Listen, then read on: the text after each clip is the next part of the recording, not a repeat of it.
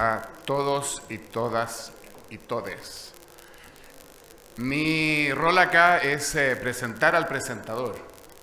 Vamos a hacer así como una presentación telescópica. So my role here is to introduce the person who will introduce Professor Zingales.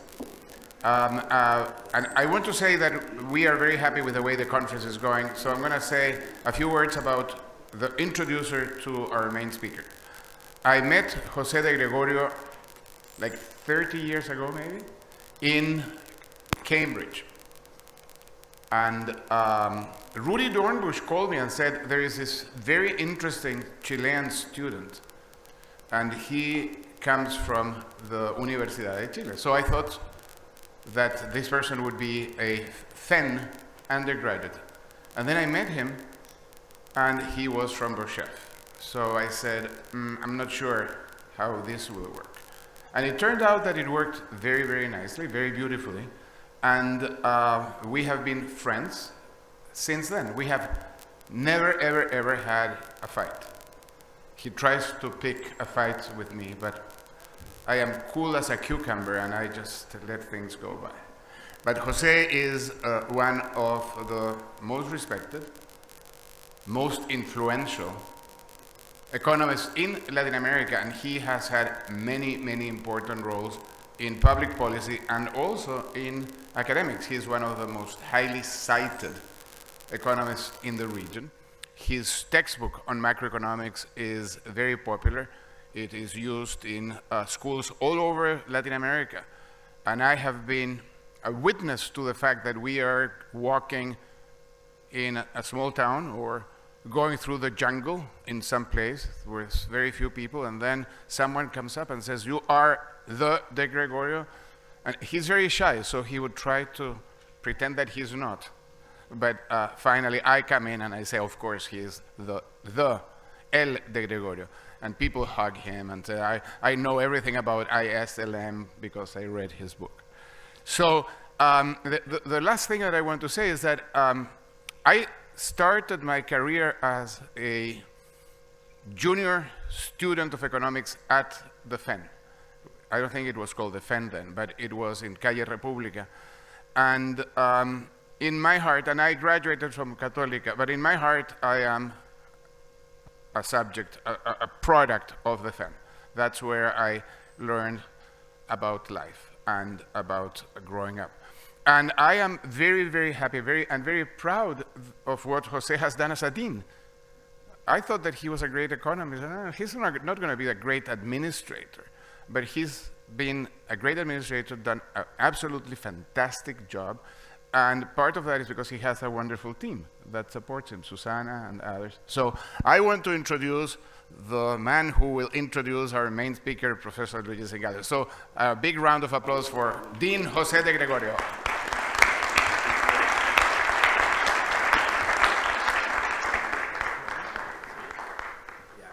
Okay, this was unprepared. Luigi Zingales has one thing that he has pushed a lot, and I think that's quite important, which is transparency. So I'll be very transparent. We have to improvise this because he was the moderator, but he will have to leave. So he said, well, I will introduce you. And then he take advantage to pick on me. So it is for me a great honor and a pleasure to have an old friend, Luigi Zingales. He's a Robert McCormack Distinguished Service Professor of Entrepreneurship and Finance. This is at the Chicago Booth School. Luigi, those of us who has done some, has to work with finance, Luigi has a very influential and distinguished scholar in finance. Whenever we want to know about sectors and financial tightness, we go to Luigi's work, and he has been very important. And he's popularly very famous because of his book, with one of his books, but his most acclaimed book, Saving Capitalists from Capitalists, written with Raghu Rajan.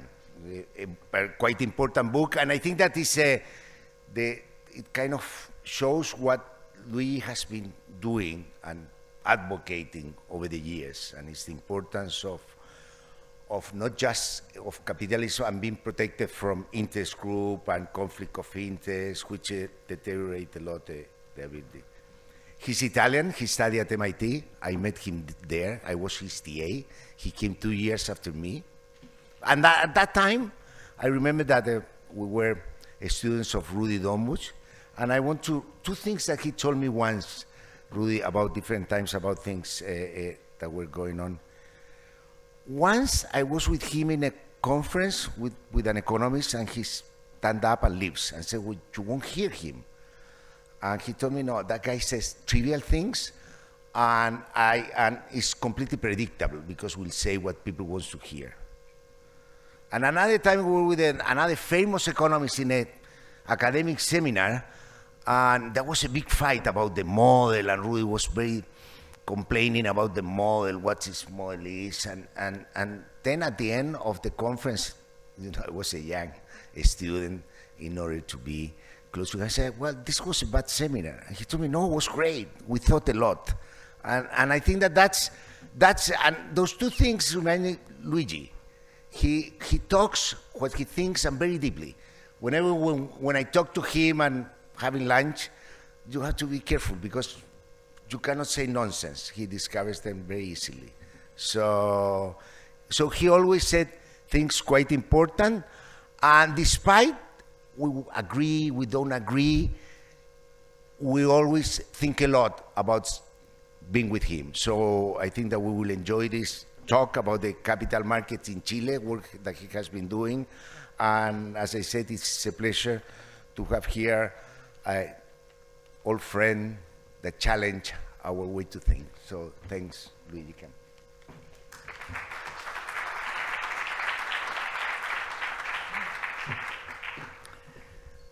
Thank you, Jose. After this such a nice introduction, I'm here only to disappoint. But it was a pleasure to be invited here and see so many old friends. And it was a pleasure to do this research. So let me tell you a bit that at some point, Ignacio Briones said, do you want to study what's wrong in capital market in Chile? And so he got the support from the IDB and gave me this project. And I didn't realize what I was getting into when I started, and it took much longer than I expected. And what I decided to do, which is a risky proposition, is try to do it as an outsider. In a sense, I had an enormous help for a very valid research assistant, Gonzalo Valenzuela, who is here and was working at the Treasury. But besides that, I sort of behaved like a Martian looking from outside. And so you're going to forgive me if I maybe miss some institutional details. The only thing that you can get for sure is a objective outsider perspective of the issue.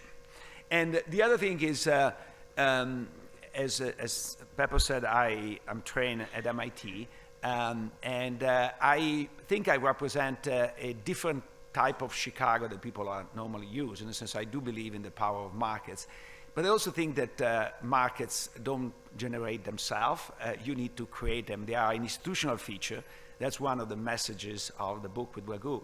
An institutional feature that is actually quite weak and need to be protected because to work well, you need some rules and you need somebody to level the playing field, which is something that is not present in the traditional Chicago school, and I think is interesting, and if there is time at the end, I will be happy to discuss this, because I think that to some extent, the Chilean model is the example of everything that is good with the Chicago school, and there is plenty, but also what at the time was not well understood by the Chicago school, and that's the part that I'm missing and needs to be, in my way, fixed. Okay, with this long introduction, so let me quickly describe what the charge I had and what approach I follow, and then I analyze a lot of markets. I don't want to put everybody to sleep, so I will focus mostly on the AFPs, because it's of course a very important market in Chile. And then I will focus on the conglomerate part, not because it's my best part of the work, in fact I would say it's the most tentative, but also because it's more stimulating in a sense. Everything else I do is pretty much standard in the literature. In fact, is way behind the frontier. The conglomerate is an aspect that has not been analyzed so much in the United States because they don't exist in the United States, at least in the form that they exist in Chile. But I think it's something that we need to think more deeply about. And by the way, the United States are slowly getting some form of conglomerates, because you can think about some private equity groups in the United States, like Blackstone, as, or KKR, as some form of conglomerate, not family-owned, but conglomerate. Anyway, so what was the charge? The idea is to try to figure out what role barriers to entry play in hampering competition in the financial sector, and how this is connected with the non-financial sector. So this is where the issue on conglomerates come in, and trying to provide some proposal based on your findings. So what I did is to try to segment of course, capital markets is a lot of things, and I left many of them out, like the bond market, for example. But I try to separate the various markets, and each one of them I conduct an analysis on the basis of what the CMA in England does. And it's interesting because these days industry studies are very detailed. They are generally done with structural models, and they reach no conclusions. And I do something that is much less high-tech. I look at more the industry structure and the profitability. Now, it's obvious that profitability is not necessarily a proof of market power, but certainly if you don't have excess profitability, it's very hard to argue that there is market power. And trying to understand if there are barriers to entry, what kind of form they have, and why things don't work in the way Economics 101 seems to suggest. What do I do is, first of all, identify the market. Generally in IO, this is very problematic. I think in some cases here it's very simple, because if you take the AFP, they are defined by law what it is, and so it's very easy to define a market. And what I want to do, analyze price, and quality is much more difficult to analyze, but analyze price also in comparison with other countries. And the beauty is the financial markets, interest rates, at some level is comparable across countries, is much more difficult for other things. Not only look at standard measure of concentration, but also try to look at the profit structure, the cost structure, and why there is or there is not entry, and if there is market power evidence, try to highlight possible solution. So let me show you what I did, for example, for the AFPs. So one thing that makes the analysis a little bit complicated is that the AFPs, as you well know, they have a fee structure which is quite unique around the world, because most places you have a fee that is based on asset under management. The choice that was made when the AFP was introduced, it was to actually have a charge that is based on your contribution, and is actually an enormous amount of the initial contribution, because it's based on your salary, roughly 1% of your salary, but your contribution is 10% of your salary, so the charge is 10% of what you put in, which is enormous, but that capitalizes all the future charges that you have. So it's a system that is very much front-loaded, and this is important because when we think about reforms, there is one aspect I want to stress. We have to be very careful. So the system is front-loaded in terms of fees, and you can even understand why this was done. It's not necessarily, you can think about conspiracy theories, but even leaving conspiracy theories away, if you want to get the system started, you need to basically help self-financing. And if you have a charge based on asset under management, at the beginning, the asset under management is nothing, and so you don't have a very, it's not very easy to enter. And so at the beginning, this system had its own logic. But one of the negative aspects of this system is that you charge a lot at entry at the time where workers are not particularly sensitive to the issue of pension. And it says, when you're 25 and you get your first job, pension looks something very far away, and you don't think very hard about it. When you are 55 and you're approaching capital T, then things are completely different. But at that time, there is not really a strong incentive to compete because of this front-loaded nature of the fees, the various companies don't want to attract old workers, because old workers have a lot of assets to manage, but not a lot of fees that they provide.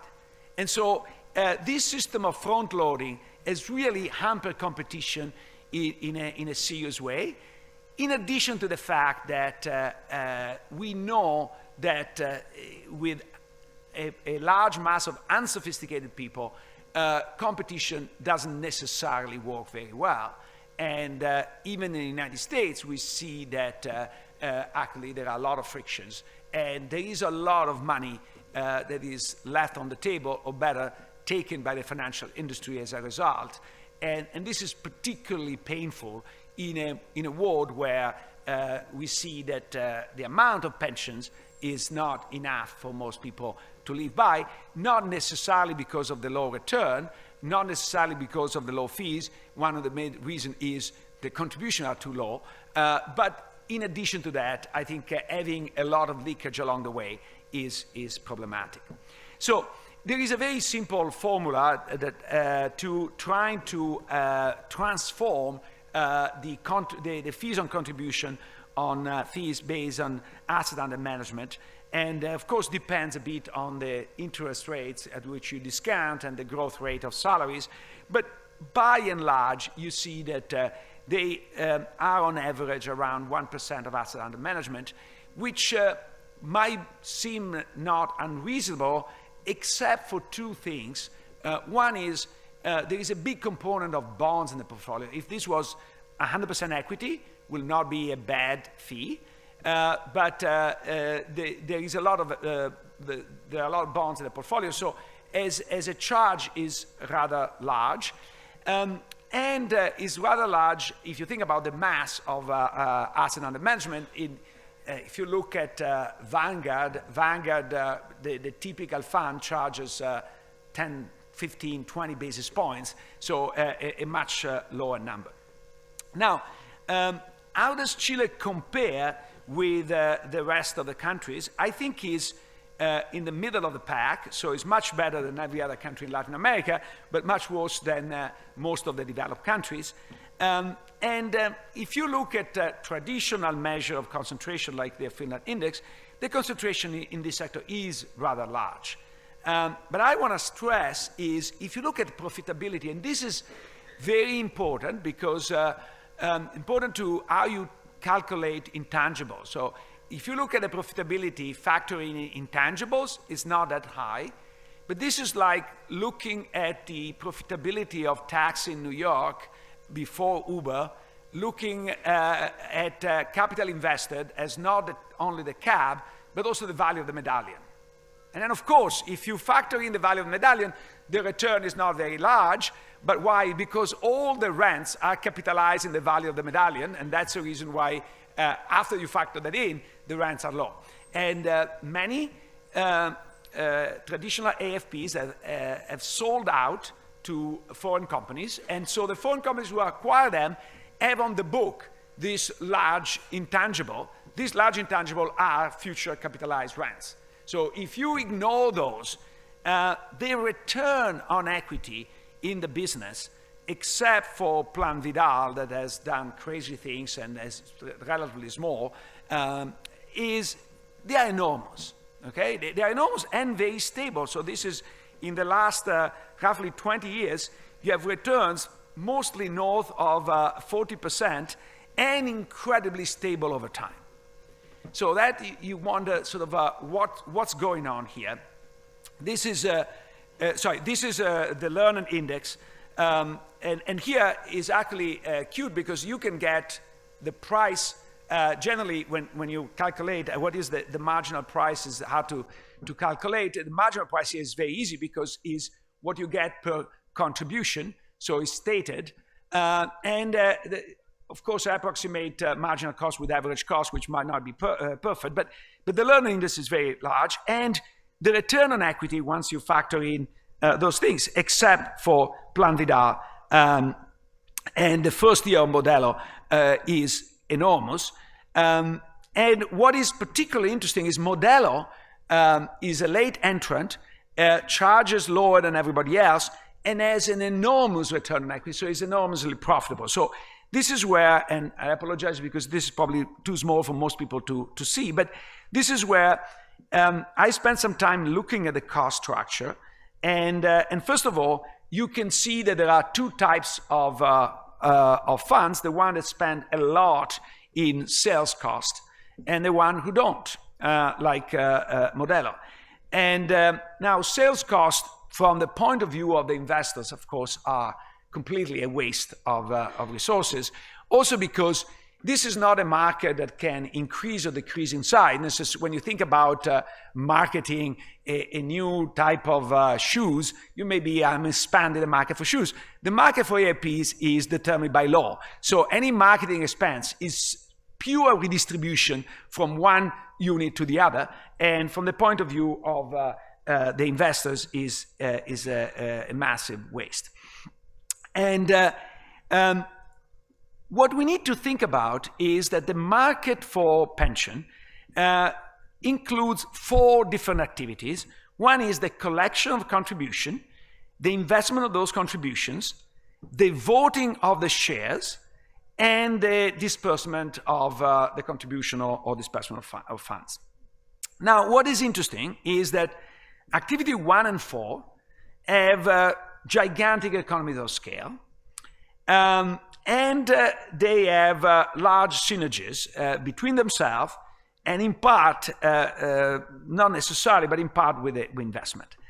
Activity number 2, which is investment, unless you index, where of course then is only cost and there is no other issue, they are not major economies of scale. So what is interesting, in most places, you have a combination of activity 1 and 2 that is done not for efficiency reasons, but for market preemptive reasons. And this combination limits the exploitation of economies of scale, imposing a higher cost on the system. This is, I'm not talking necessarily about Chile now, but in general, that's the issue. Chile has one aspect which is unique and to some extent brilliant from a point of view of efficiency, which is they decide to centralize the collection and the distribution of all this into PreviRed, avoiding the duplication costs. So on the one hand, PreviRed really allows people to, if managed properly, to compete on prices because they don't have to build the network. And on the other hand, as you will see, PreviRed is not a public utilities or is not a corporately owned, is a for-profit enterprise owned by some of the AFPs, but not all of them, which makes it very, very asymmetric. And I'm going to discuss that in a second. So I already discussed the peculiarity of Chile from this point of view.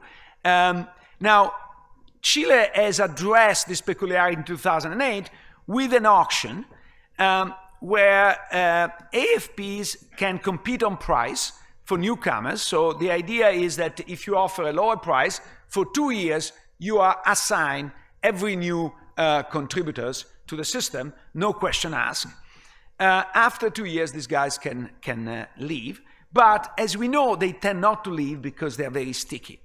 The only catch is that you have to offer the same price to also your existing customers. And so the benefit is that you have roughly 680,000 new clients over 2 years. So that's a pretty substantial benefit. The cost is that you're giving up some profit. So we can simulate how the bidding can take place very easily. Think about the gains of that you get on new clients is you get the fee. So think about P as the fee per dollar of contribution. You have over 2 years, and then if they stick forever, 680,000 more customers multiplied by the mean salary, you get what your revenues are. And let's take the cost as given. That's the gain that you have the system. Now, you're also gonna have to reduce the price to the pre-existing customers. And so if you have a large customer base, then you have this loss, which is given by the difference in prices. And so what I've done is I look at the last auction and see sort of what are their fee on income, fee on contribution, and cost, and what will be the cost on existing customers of bidding at a lower price, and what would be the benefit given your cost structure of acquiring new clients at that price. So think about capital. Capital has a fairly high cost structure. So not only fairly high cost structure and fairly high fee on contribution.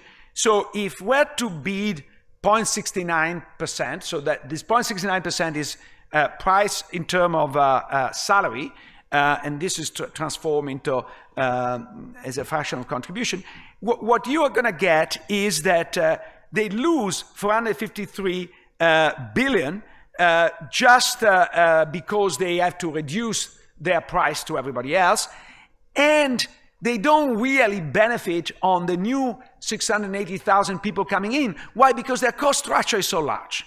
Now, this is the average cost structure. On the margin, probably they do a little bit better. But this is to say, capital will never bid at 0.69% because it's a losing proposition.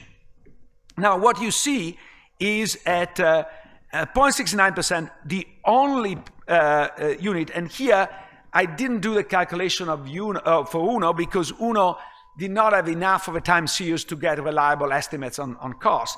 But with the only one that really will benefit from bidding at 0.69% is Modello, which will gain enough on the new customers because as a cost structure so low that will benefit significantly, and will not lose much on the pre-existing customer because they're already charging relatively low. So if you want to know what was the break-even, given this model, what was the break-even number for them to bid, Modello, if bid at 0.57%, will basically break even between the cost and the benefit. So we'll never bid below 0.57%, and in fact, if I remember correctly, bid 0.58, so just above that level. But if you look at their competitors, what you realize is that basically, especially if Uno does not survive, that there are two kinds of AFPs. There are the legacy AFPs with a very high cost structure, and there are the more recent one like Modello with a very low cost structure, but pretty quickly Modello will only compete with potential new entrants, and I will show you that there are some costs of entry that are significant. And so in the future, this auction mechanism that has contributed dramatically in reducing the fees is not going to work very well because the legacy will keep milking the existing base, no reason to change, and the Modello will not have very tough competition, so no reason to reduce the fee even further. So what is the solution here? The solution, in my view, is twofold. Number one, transform PreviRed or create a new PreviRed, which is actually ideally not a for-profit corporation, but is a cooperative or some form of non-for-profit owned by the users, which are the contributors. Why this is important? Because today PreviRed plays a very effective role as a barrier to entry for new entrants. Why? Because they overcharge for collection costs everybody, and then they rebate that overcharge in the form of dividends to the legacy one. So if I am capital, I don't really care how much PreviRed charges me, because whatever I pay to PreviRed, I get back from the other pocket as a dividend. So the only one who gets really screwed is, number one, Modello, which is not part of the system, and certainly every newcomer. And so every newcomer has this cost.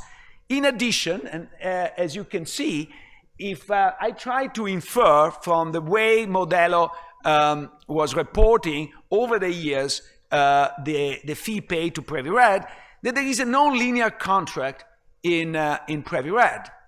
So if you are a new entrant, they charge you a lot for the fee, and later on they charge you less as a proportion. Now, you can argue that there are efficiency reasons to do that, because as a new entrant, maybe you have some fixed costs and so on and so forth. However, there is a very important feature of this. And this feature is that this is an anti-competitive structure, because the new entrant will have to pay more. Now, think about a PreviRed owned by the workers.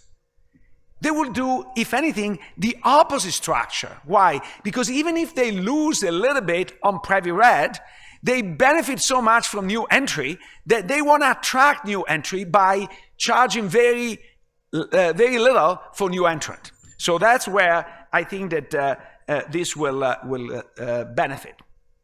And now, if you read the report, I have also some very easy way to move from here to there, because the real value, the beauty of PreviRed is that the only value of PreviRed, not only, I'm exaggerating a bit, but the biggest value of PreviRed is the fact that all the AFP are forced to use that as a source. So if you pass a law that say we create the new PreviRed out of scratch, and you say every AFP now has to use the new PreviRed, the old PreviRed is going to be worth nothing, and you don't need to nationalize PreviRed. You just create a new PreviRed, you endow with the power to collect this, and you're done. The second mechanism is, if we want to really reduce the cost to the existing workers, I think that we need to spread the benefits of the auction. How can we do it? Is that today, if you run an auction, you are, as I show, you are reluctant to bid very low because it costs you a lot on the existing customers. So my solution is that to mandate that a fraction of the legacy workers be reallocated to the new low-cost bidder, allowing them the option to switch back at any time. So if you are really into capital because you like capital so much, then you're going to switch back, very little cost for you to switch. But let me give you a flavor of bringing you to Modello at a fraction of the cost, and let's see whether you switch back. The benefit of this is that not only you are going to reduce the cost for many contributors, but also you're going to incentivize people to bid more, because the cost of bidding is how much you lose on the existing base by bidding low. If part of the existing base is going to be lost anyway, you're more aggressive into bidding. So that's a system that will favor competition. Now, before I move on, one thing I want to point out is there is a huge pressure now to move all the system in the direction of asset under management. And we can debate forever whether it's more efficient to have a fee based on asset under management rather than contribution at the beginning. However, what I find it as very scary is that if today we move to a system of asset under management, the people who have contributed to this day, they get charged twice. And sure, you can find a compensation system, blah, blah, blah, but my experience is when you have somebody highly motivated by profits, and on the other side, there are the consumers, the outcome is always in the favor of the people that are highly motivated by profits, because they're going to find very clever economists that are going to argue that actually you have to compensate very little the existing customers. So to me, the fear is don't move there, or at least don't move for the existing people, because this is completely unfair. So how much more time do I have? Okay, so let me then skip the other markets, because I think that otherwise I don't arrive to the part where I want more of your feedback, because, and this is the conglomerate. In a sense, while analyzing the markets, a little bit like I did for the AFP, is relatively standard, there wasn't any standard analysis for the conglomerate. And so what I tried to do is I started to first argue from a theoretical point of view, looking at the literature, see what are the efficiency reasons and the non-efficiency reasons for conglomerates. And so the efficiency reason is that conglomerates replace missing markets, the financial markets, the labor market, or market for services. There might be economies of scale and scope. They might allow you to borrow more effectively internationally. And they might be kind of private equity fund that improve corporate governance. Now, let me sort of give you a very quick summary, and I think that none of this theory seems to fit very well Chile today. So in the past, you could argue that financial markets were imperfect, labor market were imperfect, and so on and so forth. Today, it's very hard to say that for Chile. And what are economies of scale and scope? First of all, economies of scale are almost ruled out, because conglomerates, by definition, are putting together different businesses. So they are not increasing the production of one unit. I understand why producing more cars give you economies of scale, but putting cars with sort of banking, for example, is not creating economies of scale. Maybe there are economies of scope, but then you need to be very specific of what is this scope, because otherwise you assume the results. And a lot of the literature is vague and say, oh, there are entrepreneurial talent, okay, which maybe it does exist, but you need to kind of show me the evidence, because otherwise, in my view, is to assume the result. Now, probably the most compelling story that I've heard is that because Chile is fairly small, you need a critical mass to access international markets. And so conglomerates have these benefits that they can access the international markets with their bond issues and so on and so forth. However, this flies in the face of everything I learned in finance, because one of the principles that I was raised with in finance is if there is a way to obtain a benefit through a financial intermediaries, let the real business side be untouched and let the intermediaries exploit that. This is basically the biggest insight of Modigliani and Miller, which is valid to these days. And so here, there's nothing that prevents financial intermediaries to be large enough to issue on the bond market, collect cheap capital on the bond market, and then transfer this cheap capital to businesses in Chile without the complexity of running a conglomerate. So I don't buy that explanation. And honestly, I don't buy the private equity analogy, because in private equity, first of all, the incentives are very, very steep, but also you are forced to liquidate all the assets every 10 years, and nothing like that happens in Chile. So that's the reason why I'm more inclined to look at the rent-seeking explanation for conglomerates. And so I think that one that has been very popular in the literature goes under the name of tunneling. Now, the funny thing is, in my dissertation, I had an example of tunneling in Italy, But I was stupid enough not to coin the term tunneling, and other people have coined the term tunneling, and then it became popular. So one secret for young researcher, you need to have cute names because they stick, and you get a lot of sites out of cute names. But I have to say that there might be example in Chile, but given the level of transparency and rule of law, etc., I don't think that this is the biggest reason why conglomerate exists in Chile. And certainly there is an element of too big to fail, but again, these are very hard to prove.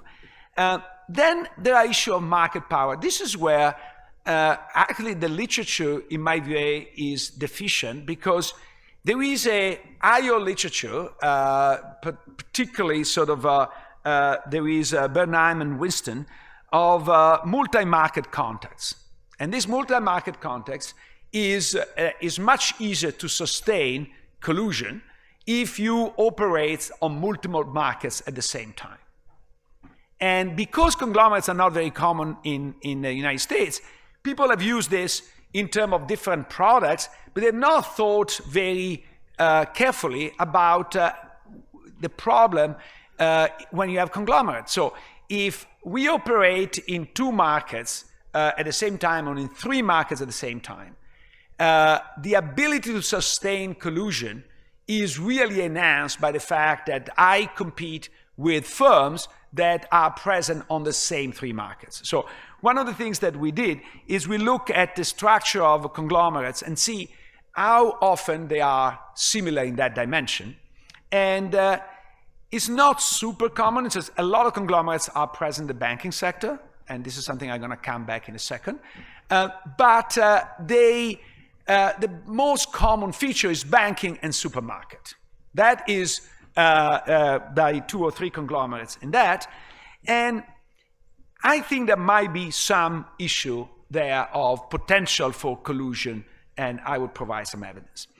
But I think that the most compelling story, even if I have to admit up front, I don't have a smoking gun, but the most compelling story, in my view, of why conglomerates are so important in Chile is because of their influence on the political power.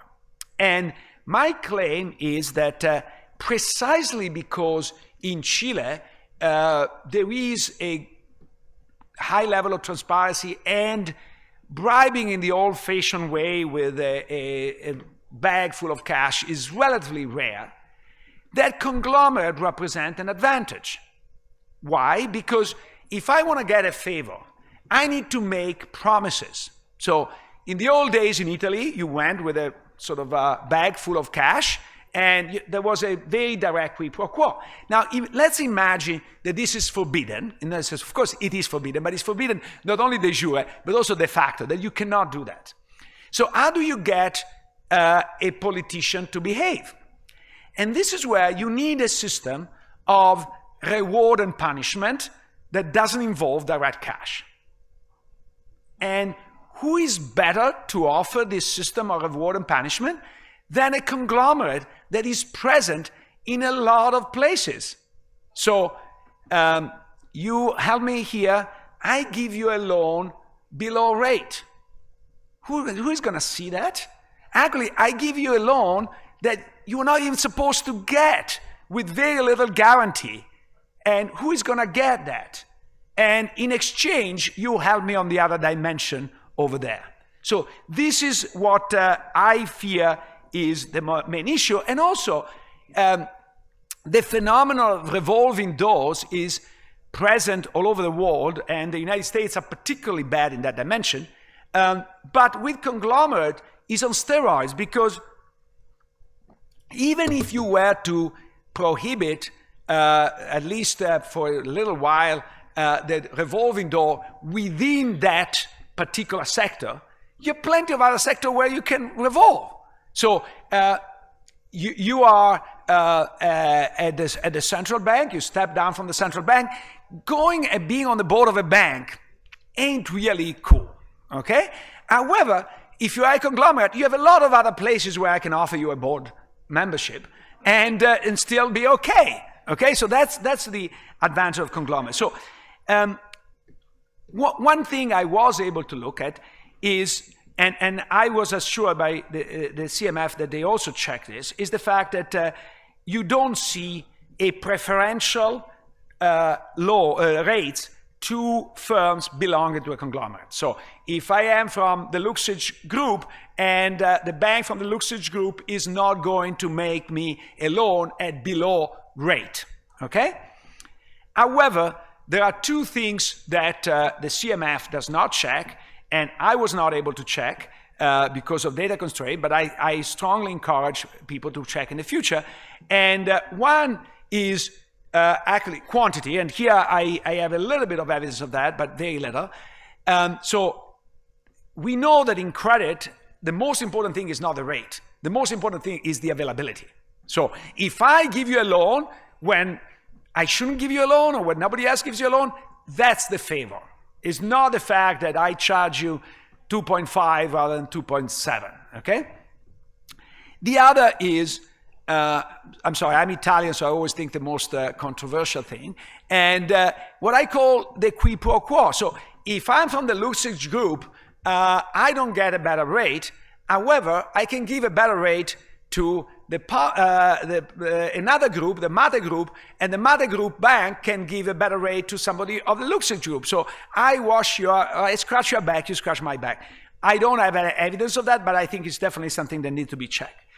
What I was able to see is that the rejection rate, there was a survey about firms and the rejection rate that they experience, and conglomerate experienced very little rejection rate, non-conglomerate much higher rejection rates. So this is a bit of evidence that conglomerate do favor their own parties, and most importantly, that starting up is very difficult if you don't belong to a conglomerate. And one of the biggest concerns I have about conglomerate is precisely the fact that in extending loans, imagine you enter in a new line of business, they don't look just at the profitability of that business, they look at the impact that the profitability of that business will have on all the other businesses of the conglomerate. And so they are much less likely to extend credit to a new entrant, especially a new entrant that will challenge an incumbent in a profitable market. So I think that as a barrier to entry, this is potentially a very large one. So let me skip some other stuff. And what I want to actually, this is a little bit, on the revolving door of ministries is high but not tremendously high. The revolving doors of top bureaucrats is very high and particular goes to conglomerates. So the conglomerates do have a disproportionate influence on, or potentially have disproportionate influence on people that are in positions of power, not necessarily politicians, but technocrats. Now, I know this goes a little bit in the anecdote, but I wanted at least some evidence that what my potential scheme was legit, that somebody at least could do what I was describing. And so I read a bit of what happened in Chile in the last few years, and what brought my attention was this particular scandal. And what is interesting is that, and I want to stress, this transaction is perfectly legal, okay? To some extent, that's the problem, because if it was illegal, you say, okay, this is a distortion, and we just increase enforcement, we get rid of it. But this is perfectly legal, and this gives the potential of a conglomerate to having a tremendous influence. So what is the story here? I'm sure you know much better than me, is the daughter-in-law of the former president, Michelle Bachelet, who receives a very convenient loan from Banco de Chile for basically with no collateral. And pretty quickly is able to turn these things around and make a bundle in that transaction. Now, what is interesting, as I said, is nothing illegal, and the banking superintendent was questioning Parliament, and he said that it was not illegal to make a loan. However, said this is not a standard loan, particularly a standard loan that see a return of 370 times the invested capital. So either the daughter-in-law is really the best sort of asset manager in the world, or something is funny here, okay? And what is particularly funny is that the loan was not given to her in a normal transaction. There was a meeting between her, the husband, who at the time was the son of the president, and the vice president of the group, okay? So generally for a normal loan, the vice president of the group does not show up. So the fact that it did show up is an indication this was not a standard loan. And by the way, Santander refused that loan. So now, this is exactly the kind of soft power a conglomerate can provide. And is the combination of some opportunities, loans, job offers, and also the risk of punishment. In this sense, if you report things like this, now I'm lucky because I'm not Chilean, so I leave tomorrow and I'm fine. But if I were Chilean and I report these things publicly, and honestly, I experienced that in Italy, so I know what it means. You're not liked, let's put it this way. You're not liked in the place, and your career suffer because people in conferences, they like people like me. In boards and in real place of power, they don't. And so I think this combination of if you play along, you have a nice career. If you deviate, you are convicted to the indifference. I think that works very well. And so I think that this is a problem. So what did I conclude on the conglomerate? So I have to be very honest. There is no smoking gun here. Part of it because the power conglomerate is soft power, and soft power is hard to prove. And I struggle this all my life because I like to study stuff that is hard to study, and I started with private benefits of control, and private benefits of control are very hard to measure because they are private precisely because they're hard to measure. And soft power has a bit of the same characteristic as well. So this is a sign that probably I need to finish soon. So I think that what I can say is that I don't see a very strong efficiency argument for conglomerates in Chile, and I can see potential cost. And so, as an economist, the cost-benefit analysis suggests that reforms are probably good to do because the cost of them is very limited or zero, and the benefits potentially high. So, what do I suggest? I think that there is a long tradition in the United States and a lot of other countries to separate banking from industry. And I think there are compelling reasons for that. And I think that the first place where I would start is by separating banks from commerce. And I think this can be done very easily without any expropriation or nationalization. You simply prohibit every form of cross-border membership, and then you sterilize votes above a certain threshold, let's say above 5%, of whoever owns a controlling stake in another non-financial company. And as a result, if Luxich want to own shares in a bank, as long as he's not vice president of the bank, and as long as he does not have any controlling power of the bank, I don't care. For portfolio consideration, that's perfectly fine, but for control consideration, that's not. And I think that will go a long way reducing that. The second is what I call Piguvia taxation. If you think that Chile is too concentrated, yesterday there were a lot of talks about too concentrated in terms of wealth, you really want to reduce the additional concentration in terms of power, because Chile not only is highly concentrated in terms of wealth, but the use of conglomerate disproportionately concentrate the power into the few hands. And so you're doubling down in that direction. What can you do to reduce? What has been done in the United States that I call Piguvian taxation. So in the United States, if you have a multi-layer conglomerate, you pay a corporate tax at every step of the conglomerate, and you don't have any tax credit at the layer above. So pretty quickly understand that if you have 3 or 4 layers of a conglomerate, most of your profits go away in taxes. You know why in the United States conglomerates don't exist? Exactly for this reason. Okay? So it's something that is done in the States, is very easy to implement here, and I think can be very powerful. The third thing that is incredibly important is Chile is very transparent in everything, except in one thing. Who is the ultimate owner of everything? Okay? And I don't understand how you can even check potential conflict of interest in banking if you don't know who owns what.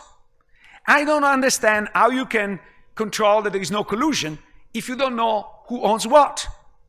So for many, many years, nobody knew who owned Plan Vidal because it was a UK, Virgin Island thing, and etc. And of course, the Italians were in the middle. Every time an Italian company is in the middle, I smell problems. And I think that Plan Vidal is an example of that. But I think that there is a real issue here. And the IMF in 2015 said, this is the first thing you should do. Now, almost 10 years went by, and as far as I know, nothing is done. Now, at the G20, there is a push in that direction. The United States are not excited about this because one of the major tax haven is actually the state of Delaware. So I think that there is a problem at the international level here, but I think that Chile should be at the front end of this battle because it's a very important battle. And of course, you can do something on the revolving door, and you can extend that at the level of the entire group. So again, penalizing conglomerate for being so present everywhere. So what is the conclusion? Because I want to leave a little bit of time for question. I think that the capital markets in Chile are highly developed, and in many dimensions, they are an example for many other countries to follow. The major problem I encounter, and I don't think it's a coincidence, are related to 2 issues that are not really very much present in the traditional neoclassical Chicago economics. One is behavioral biases and inertia, and the second, the issue of political power.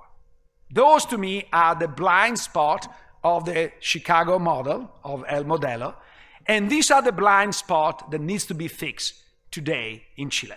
Thank you.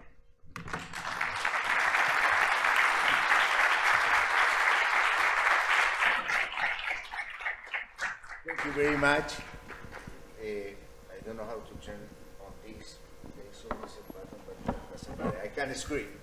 But, se escucha bien, sí, no, ahí está prendido. It was so. It's a very interesting discussion. We could talk very long. I will ask something if there are questions. No more than 1 minute, because this is not to speech. We want to hear, and we have 20 minutes. But since I'm the moderator, I'll make a couple of questions, and I have the right. First, I found it extremely persuasive, extremely interesting what you say. The issue, there is always an issue behind how large and important is this to spend all the political capital of a government. I will be very close to what you say about the market of the pension funds, for example. There is a proposal of changing in pensions, and there is some changes for the what do you think for the way as, for example, it's not clear where it's going. Politics is very complicated, but for example, charging by AUM, I think that's fine. I always said you can pick two asset managers. You cannot do it with the way, but that's fine. You can do more competition. We can increase. Now, the other side will say, okay, fine, do that. That will increase pensions 0.7%, 1%, 2%. So it's not an excuse, okay, to not improve competition, but it's not the smoking gun for improving pensions. The second thing, there is an issue about Previ-Red, which I think you said was very interesting. The proposal is simpler than going through it. Workers, whatever, is to nationalize or to do all the Previ-Red works through a state agency. So what do you think about that? The conglomerates, I won't make that maybe questions here, because it's a fascinating issue, and it's a fascinating issue what not in the US, what here, whether this is also a part that will have conglomerates and then they will tend to disappear because economies get more complicated. As you say, for example, in the formation of conglomerate, access to financial market was key. There is no reason today, but there is persistence. So all these things have persistence. The same you say, I agree with a lot of ideas of political power. I won't make comments about central banks, but I think that I will explain that he's wrong. Because central bankers only in Chile, to make it simple, increase and cut rates. There is no conflict of interest too deep, and we have an inflation target. So I understand that there may be a lot in supervision, things like that, and all those connections. But in the case of Chile, central bank is very away from that mostly. But we can discuss because of personal discussion. But all these issues, I think that as you say, so my issues, this could be, I think that we have to think a lot more about the conglomerates and the impact that they have. But the same happened with the political power, for example. Today there is a very strong law that was approved, as I told you, on economic illegalities and very strong. All the things will tend to improve transparency and will tend to improve many of the things that you say. So perhaps we are in the transition, we don't know, and we'll keep watching. So, and then I will add the questions. So I want to be... I'm only allowed to speak more than a minute. No, let me quickly answer. I want to be very clear because I tried to do this sticking to my mandate. That was not what is the best way to reform pensions, but was, is there a competitive issue in the pension market? So if you are saying from a political point of view, a political economy point of view, what is the right thing to do? I will tell you a completely different ballgame, okay? But that was not my mandate, and I try to be limited. We economists have this terrible habit of trying to do too much with respect to what, that we are expert and we are allowed to do all the things. I chose not to do it, and that's the step. I think that clearly sort of Chile is going the right direction. I think that especially the issue about conglomerate is very much in the spirit of accelerating this process. And I have to say, I think that this is, to me, and this is now I step outside of the report, I'm talking about political economy, it's an easy thing where the best part of the left and right can agree upon. In a sense, I find it hard to imagine that the left-wing government is not agreeing on these things. And I think a lot of conservatives who are pro-market, not necessarily pro-business, will agree to that too. So, and there is, the conglomerates are used in some of the more extremist literature as an example of how powerful capitalism is, all the negative, etc. So showing that there is a change in that dimension, I think is very important also from a democratic point of view. What do you want to do to change the system? You reduce the concentration of power. I think that that's, to me, a very valuable goal past just the economic part. Okay, this is a question. There are questions in the, Alejandra, there are questions in the, here I will read some, because you can send them. Yeah. Can you? Please.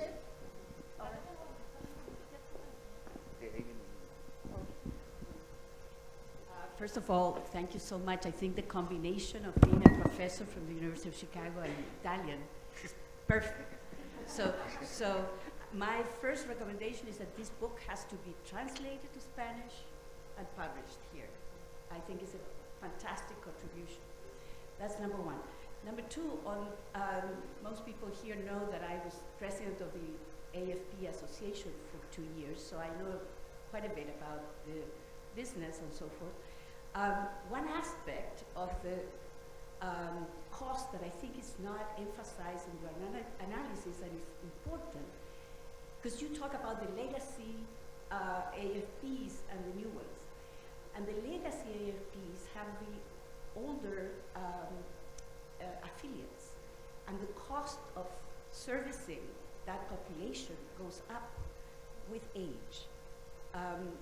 The Modelo and Uno AFPs attract the young population, of course the new ones, because they compete to get those, but people that move to those are young, mostly young affiliates that don't need the services. So that's an important aspect of that business that needs to take into account, that needs to be taken into account, because the cost is not just to process the contributions and pay pensions, there's also the attention to the people at the offices, which, you know, you would think in this day and age, most people do all that via internet, not true, not for the entire population.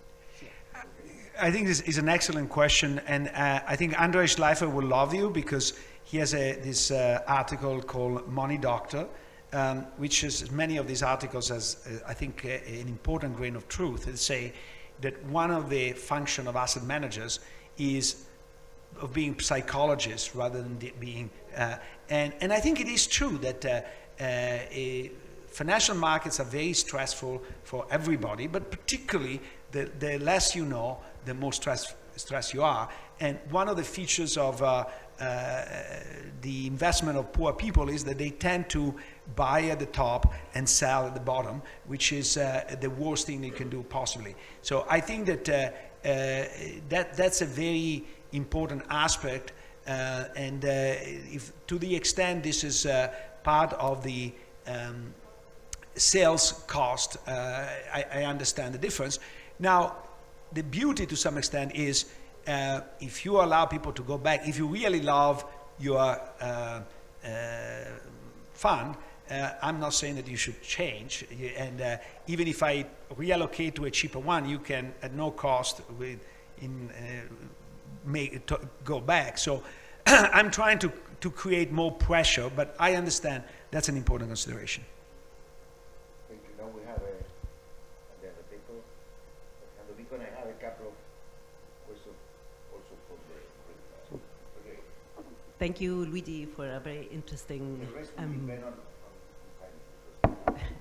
for a very interesting presentation. I wanted to add whether you thought about the tax system in Chile and the role for conglomerates when you can retain earnings and your profits and move them around from one firm to the other.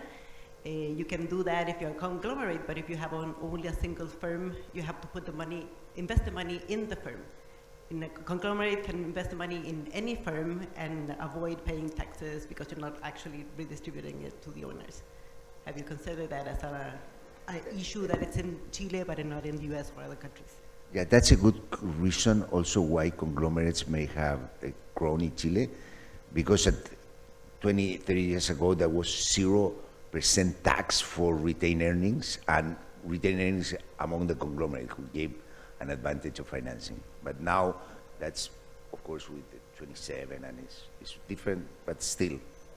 No, that's an excellent point. I actually do see a little bit with the APV that the way they sort of decide to allocate the cost is very different depending on different owner of the APV, which is very much in line with they reallocate the profits where they want.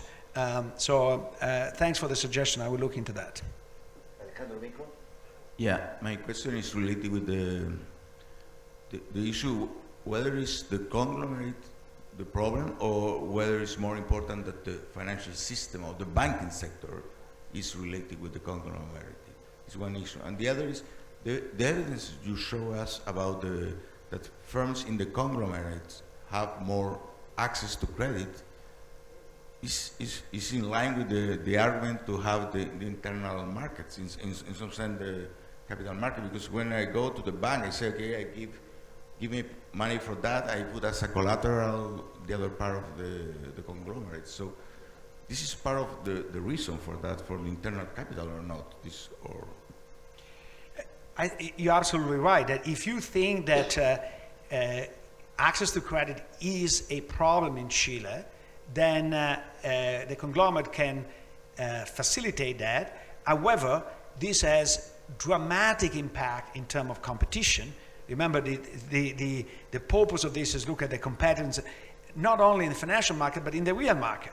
Because if I am challenging you as a new entrant, not part of a conglomerate, I have difficulty in accessing credit, but if I'm part of a conglomerate, I have easy access to credit, and the conglomerate will only give credit to people that don't challenge certain markets. So if you add to this the fact that Chile is relatively small, and so that makes it very hard to have new entry, and that's a problem. I have a Claudio Bravo, we're going to say, but I will read the two questions that I have for people very easily. This is one from Felipe de la I have a question about the AFP system and the context in Chile. We generally talk about the annualized rate of return of our pension as in the as the real return, but other people talk about IRR of our contribution after discounting the system cost as a true return on our funds, and it is lower than the first situation. So how could we optimize AFP system and reduce the commissions? Well, you already made a lot of comments, and how we improve the IRR without with the reason to obtain better pensions at the end of our active labor stay. Thank you. So I skipped that. I gave it for granted, but it was my mistake. I should have said. And I actually believe that there is plenty of evidence that in public markets, the commission you pay does not buy you better performance.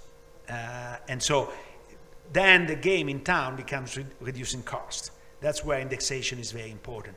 If you were to think otherwise, and clearly in private market, that's not the case. We see that the Kleiner and Perkins have consistent return, much larger than everybody else. But in public markets, that's not the case. So the only way to improve the IRR is to reduce the cost of managing, and that's what I was trying to do. Okay, Claudio. Many thanks, Luigi, for your interesting presentation. I have some doubts. Maybe you would like to explain better.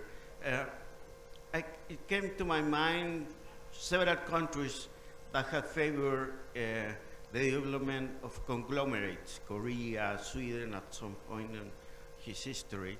I agree that they might have governance issues in Chile, as you mentioned, and but three out of the most important conglomerates have been founded by the immigrants. It's not that something that comes from 100, 200 years ago.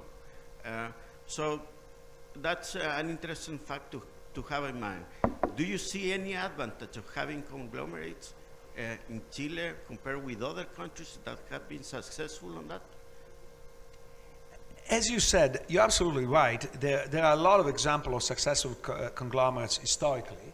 And 50 years ago, I could see the reason for conglomerate in Chile. Today, honestly, I don't. That's part of the issue. And maybe simply a leftover hysteresis.